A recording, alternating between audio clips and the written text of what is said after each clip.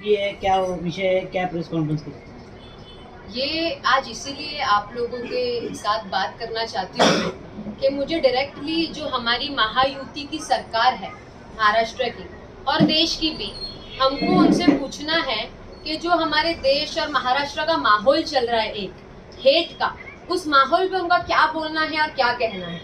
FIR तो हो रही है सब जगह पे, पर वो एफआईआर जिन लोगों पे हुई है उन पे कार्रवाई क्या होगी, उनको आप बराबर से सजा देंगे नहीं देंगे, उनको जेल के अंदर बंद करेंगे कि नहीं करेंगे, उनको सजा मिलेगी कि नहीं मिलेगी, क्या भी चल रहा है आपको देखने को मिलेगा।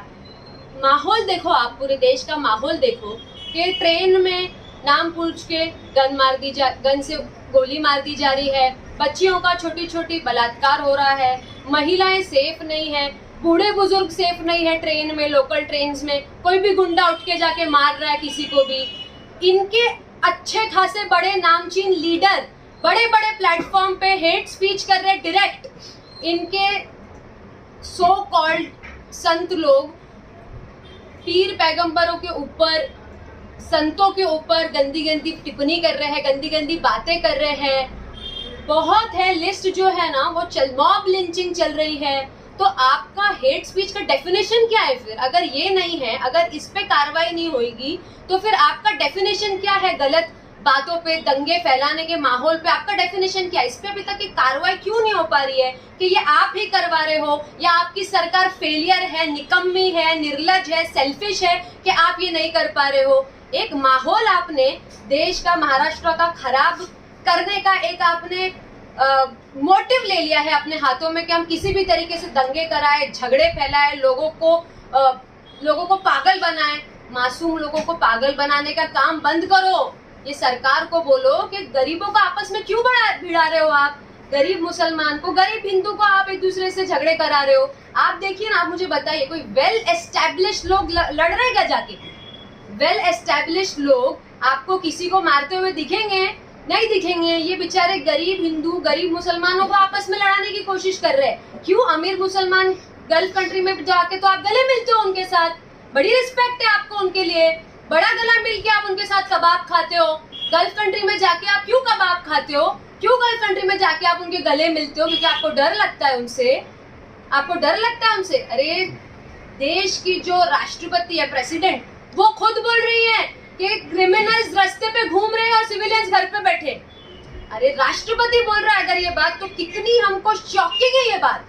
अगर हमारे प्रेसिडेंट ये बात बोल रही हैं तो ये बात कितनी शॉकिंग है कि क्रिमिनल्स जो है वो घूम रहे हैं, तो सिविलियंस को घर पे बैठना चाहिए। क्योंकि डर का माहौल सब जगह पे चालू हो गया। आप एक डर का माहौल क्रिएट करना चाहते हो लोगों के अंदर। मरिया, अभी 2-3 महीने के बाद में हरियाणा और महाराष्ट्र में विधानसभा के चुनाव होने जा रहे हैं और जो उसके सर्वे आ रहे हैं, एग्जिट पोल जो बता रहा है और खुद बीजेपी की जो इंटरनल रिपोर्ट है उस सर्वे को लेकर उनका ये कहना है कि महाराष्ट्र में महायुति की हालत काफ़ी ख़राब है।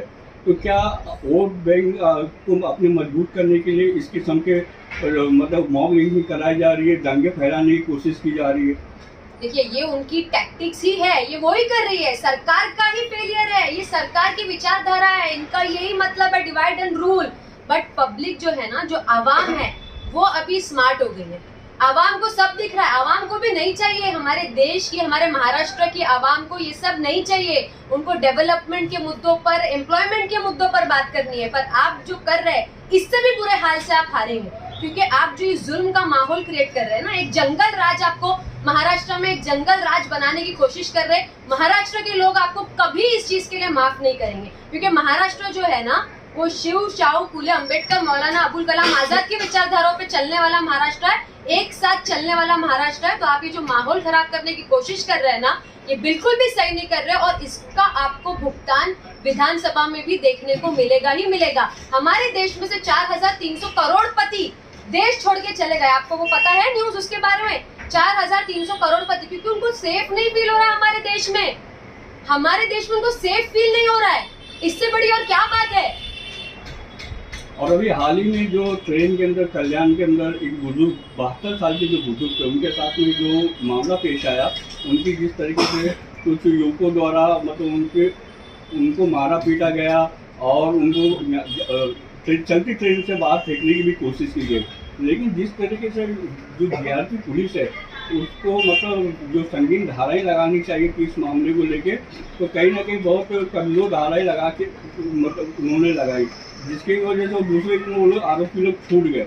लेकिन हमारे जो सिटिंग MLA अवार्ड साहब, उन्होंने मतलब वहाँ जाके जीआरपी के मतलब जो सीनियर थे तो उनसे बात की, उनके ऊपर प्रेशर बनाया, तब कहीं जाके उनके ऊपर मतलब मजबूत धाराएं लगाई गई और वो दोबारा गिरफ्तार कर लिए गए। तो अवार्ड साहब ने जो एक काम किया है, मतलब वो उस बारे में आपका क्या कहना है? सराहना नहीं कर सकते इस चीज की। एक यही तो हमारे महाराष्ट्र की, ये हमारे मुमरा की खासियत है कि हम सेक्युलर विचारधारा वाले लोग हैं और एक दूसरे के लिए खड़े रहने वाले लोग हैं। मैं तो यही शुरू से बोल रही हूँ कि हमारे जो MLA है वो सेक्युलर है और मुमरा खोसा सेक्युलर लीडर के साथ है कि जो किसी पे भी अन्याय हो रहा है उसके साथ खड़े रहे। बट पूरे देश में एक सबको ही जो सरकार है, सारे लीडर्स है, लॉ एंड ऑर्डर है, उसको भी तो ये काम करना पड़ेगा ना। एक अवार्ड साहब या उन जैसे और कुछ लीडर कहाँ कहाँ जाएंगे भागकर। कुछ मुद्दे जो है वो न्यूज में आ जाते हैं, कुछ मुद्दे तो हमको पता भी नहीं चलते होंगे कि देश में हो जाते होंगे, हम तक आते भी नहीं होंगे। पर लॉ एंड ऑर्डर का डर नहीं है ना लोगों के अंदर। ऐसा हो गया कि लॉ एंड ऑर्डर आपके हाथ में आ गया है। आपको किसने इजाजत दे दी एक प्लेटफॉर्म पे खड़े रह के बोलने की कि हम जाके मारेंगे? तो क्या सब पागल है? आपका मार खा के लेंगे? लोग पागल है यहाँ पर कि आपका मार खा के लेंगे? आप किसी को भी मार रहे हो, किसी को भी शूट कर रहे हो, कुछ भी कर रहे हो, हेट स्पीच कर रहे हो, पूरा माहौल खराब कर रहे हो। सरकार मुझे समझ नहीं आ रहा, सरकार इसमें इंटरवीन क्यों नहीं कर रही है? सरकार का इसमें कुछ से क्यों नहीं है? बाहर आके महायुति की सरकार जो महाराष्ट्र की है वो बाहर आके इस पे ओपनली क्यों नहीं बात करती है? बीजेपी का कहना है कि एक्शन का रिएक्शन दिया गया है पर उन पर कुछ कार्रवाई नहीं करी और बीजेपी खड़ी है उनके सपोर्ट में। बात मैं यही बोल रही हूँ, FIR हुई, ठीक है, FIR हुई, पर इम्प्लीमेंटेशन कितने टाइम तक आप उनको अंदर रखेंगे? उन पर कितने टाइम तक एक कार्रवाई होगी? आप उनको सजा देंगे कि नहीं? ये एक मुद्दा नहीं है। हमारे देश में इस वक्त फिलहाल बहुत से ऐसे मुद्दे चल रहे हैं, कंटिन्यू एक माहौल क्रिएट करना जा रहा है हेट स्पीच का। तो वो माहौल बंद कब होगा? सरकार इस पे क्यों नहीं आवाज उठा रही है? सरकार रामगिरी महाराज पे FIR होती है, लेकिन पूरे महाराष्ट्र में किसी भी पुलिस स्टेशन से उनको शायद नोटिस भी नहीं गया होगा। और पत्रकार मुमरा शहर में और पत्रकार रफीक कामदार ने मुमरा शहर में जब वहाँ पर आंदोलन किया था, आवाज उठाई थी, लोग जमा हुए थे, तो FIR में यहाँ तक के लिख दिया गया कि सर तन से जुदा के नारे लगे वहाँ, लेकिन वहाँ पर कोई नारा नहीं लगा था। विधायक जितेंद्र अवार्ड बहुत अच्छी बात है, थाने GRP गए 40 गाँव के उन बुजुर्ग के लिए, इस मामले में भी तो उनको बोलना चाहिए।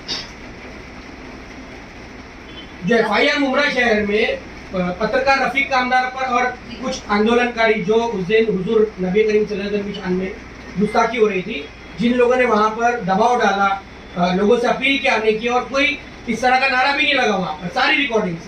लेकिन केस होता है सिर्फ पत्रकारों पर और नाम ये लगता है कि वहां पर सर तन से जुदा के नारे लगाए। सिर्फ पत्रकारों पे नहीं, कुछ कुछ लोगों पर हुआ है, उन पे भी हुआ है, 50-60 लोगों पे 50 से 60 लोगों पे वो अनोळखी है नाम उसमें। सही बात है। उस चीज के बारे में अवार्ड साहब ने भाजपा विधायक नीतीश रानी के ऊपर मैं इसका आंसर देना चाहूंगी।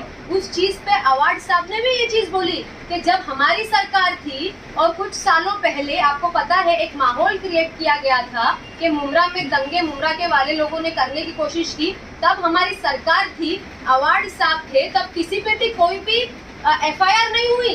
आज हमारी सरकार नहीं, आपको तो पता है लॉ एंड ऑर्डर जिसकी सरकार है उसके साथ चल रहा है। फिलहाल लॉ एंड ऑर्डर की इंडिपेंडेंसी खत्म हो चुकी है, लॉ एंड ऑर्डर की इंडिपेंडेंसी खत्म हो चुकी है। और अवार्ड साहब ने इस चीज पे बोले हैं कि इंशाल्लाह जब हमारी सरकार दोबारा आएंगी तो जितने भी लोगों पे FIR हुई है उन पे FIR खारिज करी जाएगी। अभी 2 दिन पहले नीतीश रानी जो बीजेपी के MLA उन्होंने अहमदनगर की सभा के अंदर जिस तरीके से रामगिरी महाराज का बचाव करते हुए ये कहा मुसलमानों को कि अगर उनके खिलाफ, रामगिरी महाराज के खिलाफ अगर कोई भी तो अपमानजनक बातें करेगा तो हम मुसलमानों को मस्जिदों में घुस के मारेंगे, उसको लेके भी काफी मुसलमानों में गुस्सा फैला हुआ है।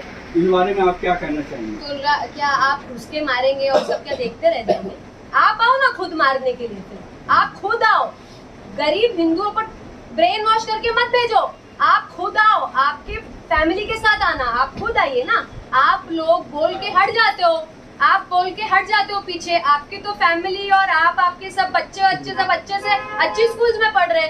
गरीब जनता को क्यों पागल बना रहे हो आप जो मासूम लोग हैं उनका ब्रेन वॉश करके झगड़े क्यों करा रहे हो आपस में एक दूसरे के? ये एक टैक्टिक्स है। तो आवाम को ये समझना जरूरी है कि ये आपको राजनीति फायदे के लिए यूज किया जा रहा है और महाराष्ट्र की संस्कृति ये नहीं है और महाराष्ट्र इसका जवाब विधानसभा इलेक्शन में दे देगी। राजनीतिक ऐसे मुद्दों पर यूज होने वाले हिंदुओं और मुसलमानों को जो ऐसे नेताओं के बहकावे में आके लड़ते हैं, उनके लिए क्या संदेश? यही मैं संदेश देना चाहूंगी कि आप ये समझिए कि ये आपको बोल के साइड हट जाते, बट आप ये सारी चीजें करोगे, आप पे FIR होगी, आपका फ्यूचर बर्बाद होगा, चाहे वो कोई भी धर्म के लोग हो। हमारे युवाओं को ये समझना जरूरी है कि वो स्मार्ट रहे, देश में क्या चल रहा है, क्या सही है, क्या गलत है, उस पर ध्यान दे। हमारी जो विचारधारा है महाराष्ट्र की, उसके साथ चले। ये दंगे झगड़े फसाद ये सब पे ना चले, क्योंकि महाराष्ट्र इस चीज को कभी माफ नहीं करेगा। और ये जो सरकार है, ये जो सेल्फिश निर्लज सरकार है, इनकी जो टैक्टिक्स है इसको समझे। ये कितने बड़े फेलियर है, इनको समझे कि लॉ एंड ऑर्डर इनसे कंट्रोल में नहीं आ रहा। ये साफ साफ आवाम को दिखाई दे रहा है, पर आवाम को दिखाई दे रहा है और आवाम जो है ना अपने टाइम पे बराबर से जवाब देती है। लोकसभा में दी थी, विधानसभा में भी देगी, कॉर्पोरेशन में भी देगी। एक मन से महाराष्ट्र के मुख्यमंत्री रामगिरी महाराज को आश्वासन देते हैं कि आपको कोई टच नहीं कर पाएगा, तो क्या एक मुख्यमंत्री को ऐसे बयान देना चाहिए?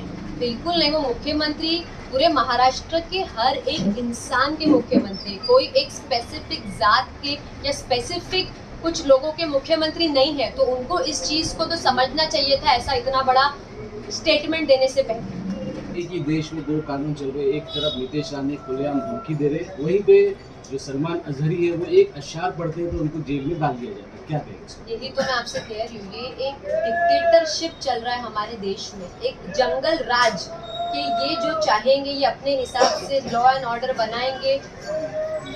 ये अपने हिसाब से लॉ एंड ऑर्डर एक्चुअली चल रहा ही नहीं है। कभी कभी सुप्रीम कोर्ट जो है उसको होश आ जाता है, कभी कभी वो कर देती है, but majority of the time में लॉ एंड ऑर्डर की परिभाषा ही पूरी बदल चुकी है। अगर आप सोचिए ना, अगर 4300 करोड़पति यहाँ से जाने की बात कर रहे हैं क्योंकि उनको सेफ नहीं फील हो रहा है, तो आम लोगों की तो क्या ही बात करूँ मैं आपसे, क्या ही बात करूँ। ये सरकार का बहुत बड़ा फेलियर है। ये सरकार से अगर नहीं हो रहा है तो छोड़ क्यों नहीं देती है? आप कितनी गंदगी पे उतरोगे मुझे ये बताइए। इलेक्शन को अभी भी टाइम है, तो उससे पहले आप कितनी गंदगी पे उतरोगे? महायुति की सरकार से मुझे पूछना है कि आप और क्या हदें पार करना आपकी बाकी रह गई है, ये बता दीजिए प्लीज।